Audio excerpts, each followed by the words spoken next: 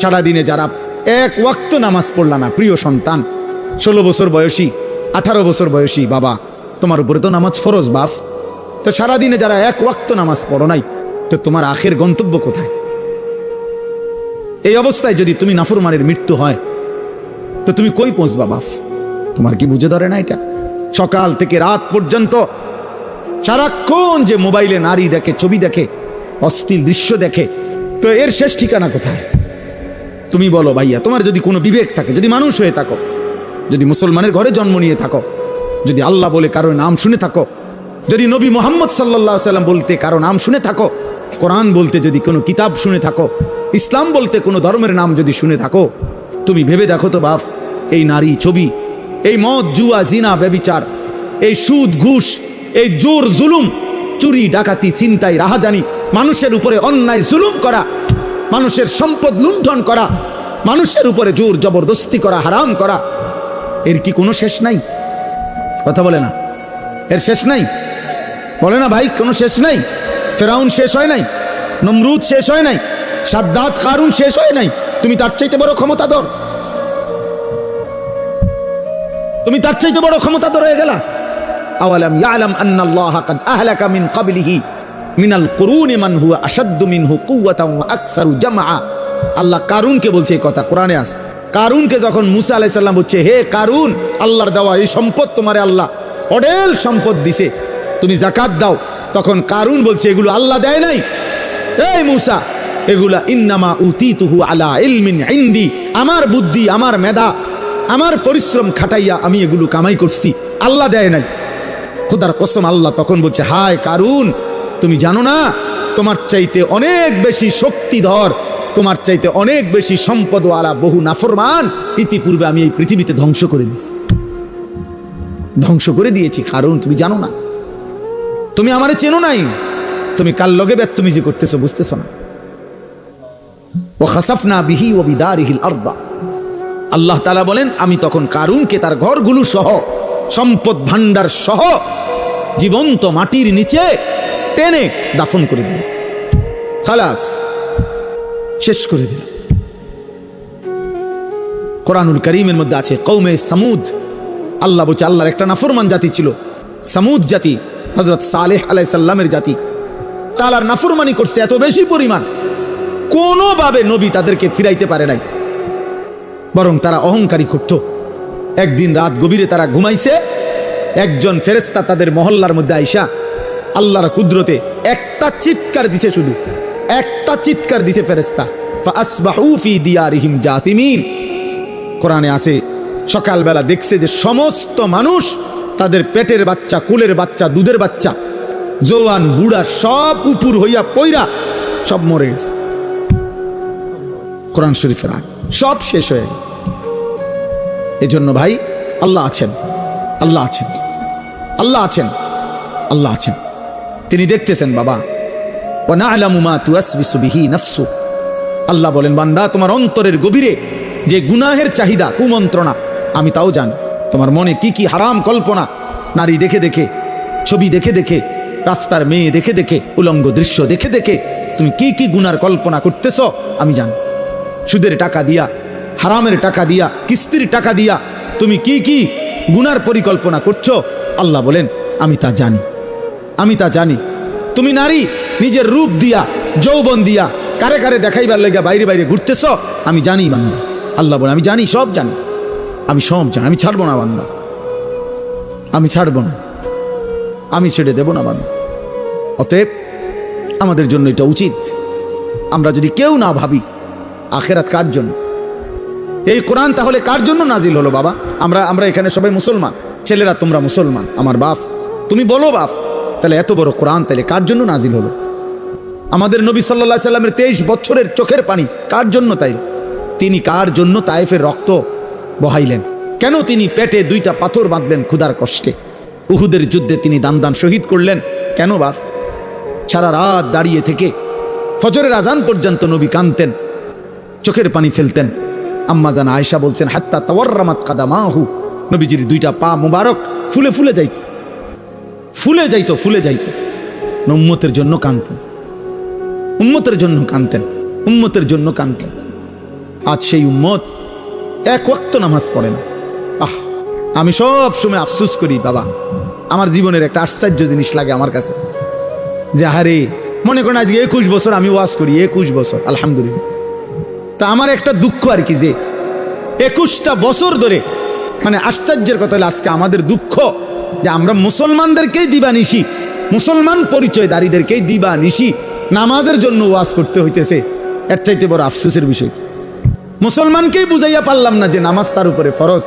আহারে আফসোসের বিষয়। ওই দেখো ওটা ধরে রাখছে মোবাইল। শয়তান কোনোভাবে ছাড়ে না বেচারারে। বেচারা কি করবে? না, ইবলিস তাকে ছাড়েই না, ইবলিস তাকে ছাড়ে না। সে কি করবে? কোরআনে আছে, আল্লাহ তাআলা বলছে ইবলিস 24 ঘন্টা ফাইন্নাহু ইয়া'মুরু বিল ফাহশাই ওয়াল মুনকার।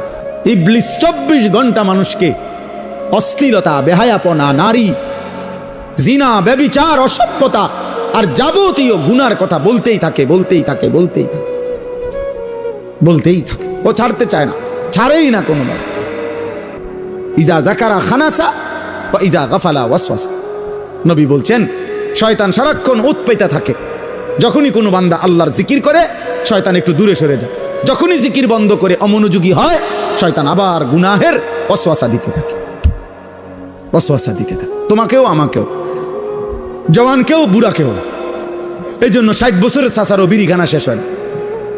60 বছর বয়স, চা দোকানের টেলিভিশন দেখার বদ অভ্যাস এখনো যায়, এখনো নর্তকী দেখে, এখনো নাচ গান। অত বুড়ো হয়ে গেছে, আড্ডি নাই আর, গিরাগাড়ি জোরাজারি কিচ্ছু শরীরে নাই, শরীরে আর 10 কেজি বলও নাই, কিন্তু বেড়ি দেখার অভ্যাস, নারী দেখার অভ্যাস, নাটক দেখার অভ্যাস, নর্তকী দেখার অভ্যাস। বুড়া চাচারও যায়। শয়তান কাউরে ছাড়ে না, শয়তান আমারও ছাড়ে না, শয়তান তোমারও ছাড়ে, শয়তান বুড়ারও ছাড়ে না, শয়তান জওয়ানেরও ছাড়ে না, শয়তান নারীকেও ছাড়ে না, শয়তান পুরুষকেও ছাড়বে না। বরং আমাদের দায়িত্ব শয়তানকে ছাড়ার চেষ্টা করা। আমাদের দায়িত্ব। চোখ নামাও, চোখ, নজর হেফাজত করো। নারী দেখো না, অশ্লীল ছবি দেখো না। তোমার বড় মোবাইল দরকার, ব্যবহার করো। যেটা দরকার ওটার জন্য, তোমার মাদ্রাসার কাজ, তোমার স্কুলের পড়ালেখার কোনো কাজে, ব্যবসার কোনো কাজে, চাকরির কোনো কাজে, ঠিক আছে ভাই, যেটুকু দরকার ওইটুকু ব্যবহার করো। কিন্তু সারা দিন রাত 24 ঘন্টা মোবাইলটারে বুকের সাথে রাখা, জীবনের সাথে বেঁধে ফেলা, এটা তো ভাইয়া ভালো করবে না।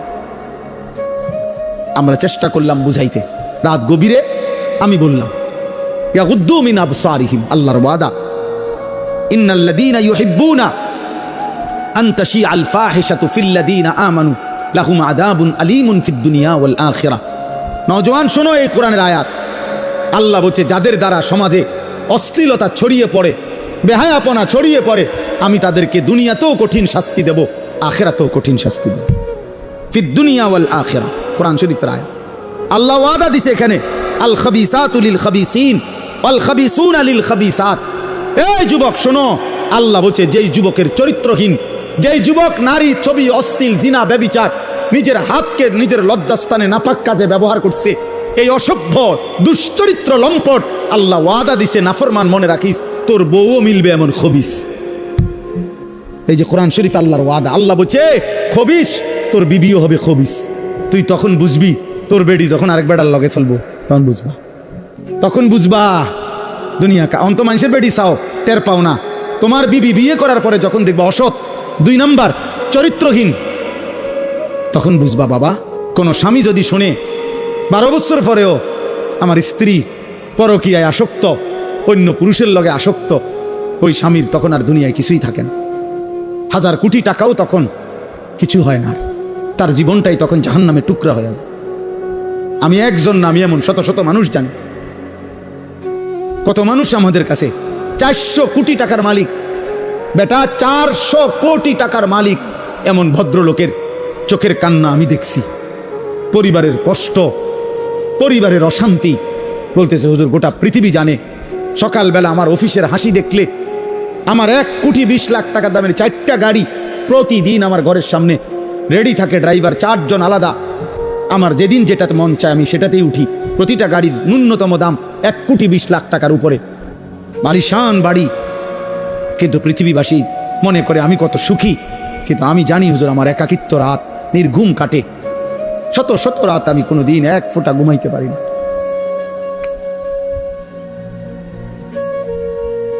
আমার যুবক ভাই কষ্ট পাইবা, মরলে তো কষ্ট পাই ভাই, দুনিয়া তো কষ্ট পাই, দুকে দুকে মরে যাবা, দুকে দুকে। একদিন যখন দেখবা সময়ে প্রয়োজনে যৌবনের ক্ষমতা নাই, নারী দেখতে দেখতে, অশ্লীল দৃশ্য দেখতে দেখতে, বীর্যপাত হতে হতে শরীর নষ্ট হয়ে গেছে, একদিন বুঝবা যৌবনের কত দাম, শরীর স্বাস্থ্যের কত দাম, একদিন বুঝবা। যখন হার্বাল কোম্পানির ওষুধে ওষুধে ঘুরবা, কবিরাজি আর বনাজি ওষুধে ঘুরবা, তখন বুঝবা। হ্যাঁ হ্যাঁ, আমি সাফ সাফ বললাম। আল্লাহ বলছে ইয়াহফাজু ফুরুজাহুম, আমার বান্দা লজ্জাস্থান হেফাজত করো, লজ্জাস্থান হেফাজত করো। তুমি মোমেন, তুমি জিনা করো না, তুমি ব্যভিচার করো না, তুমি নিজের হাত নিজের লজ্জাস্থানে নাপাক ব্যবহার করো না, তুমি পুরুষে পুরুষে অপকর্ম করো না, তুমি মেয়ে মেয়ে নারী নারী অপকর্ম করো না, কোন রকমের বেহায়াপনা না চোখ দিয়া করবা না লজ্জাস্থান দিয়ে করবা। আল্লাহ বলেন যালিকা আজকা লাহুম। এই এবার শেষ কথা হলো, আল্লাহ বলেন বান্দা আমি ওয়াদা দিলাম, চোখ যদি গুনাহ থেকে বাঁচাও, লজ্জাস্থান যদি বাঁচাও, এই দুই জিনিস বাঁচাইলে আমি আল্লাহ ওয়াদা দিলাম, আমি আল্লাহ তোমার অন্তরটা পুরাটা 100 পবিত্র করে দেব। যালিকা আজকা লাহুম, আজকা মানে সর্বাধিক পবিত্র করে দেব, 100 দিল সাফ করে দেব, কলিজাটা পবিত্র করে দেব, কলবটা পবিত্র করে দেব, অন্তরটা আলোকিত করব।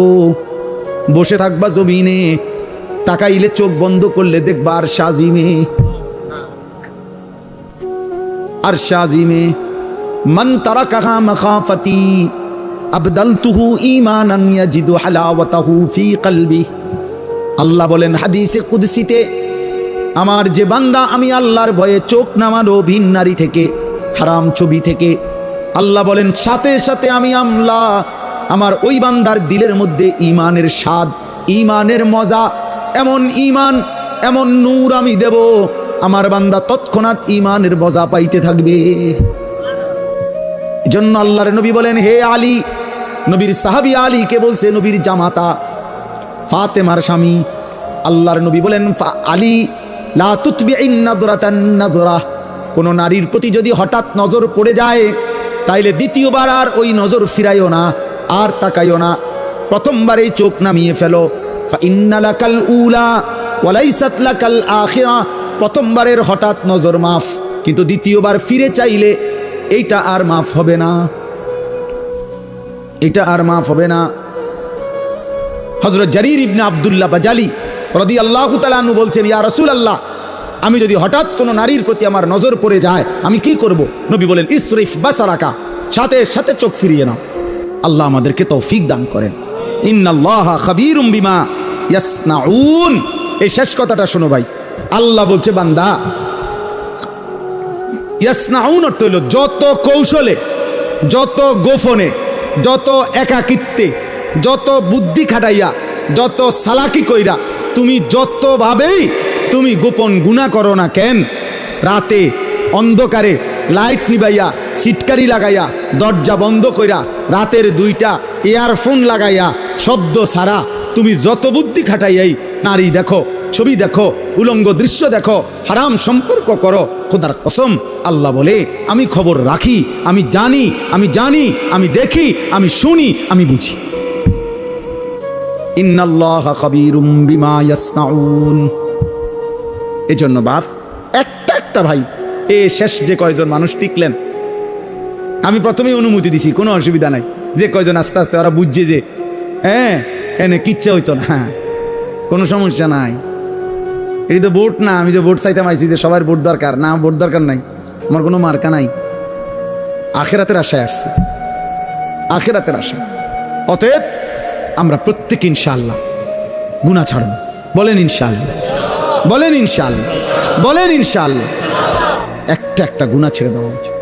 একটা দিনকে ভালোবাসেন, আল্লাহকে ভালোবাসেন, নামাজকে ভালোবাসেন, মাদ্রাসাকে ভালোবাসেন, মাদ্রাসাকে ভালোবাসেন, আল্লাহর কোরআনকে ভালোবাসেন, ছেলেকে দিন শিখতে দেন, মেয়েকে দিন শিখতে দেন, এতটুকু তো কমপক্ষে হবে, আখলাক শিখবে, হালাল হারাম শিখবে, আখেরাতের কিছুটা হলো ভয় আসবে, একদিন হয়তো গুনাহ ছেড়ে দিয়ে নেককার হয়ে যাবে।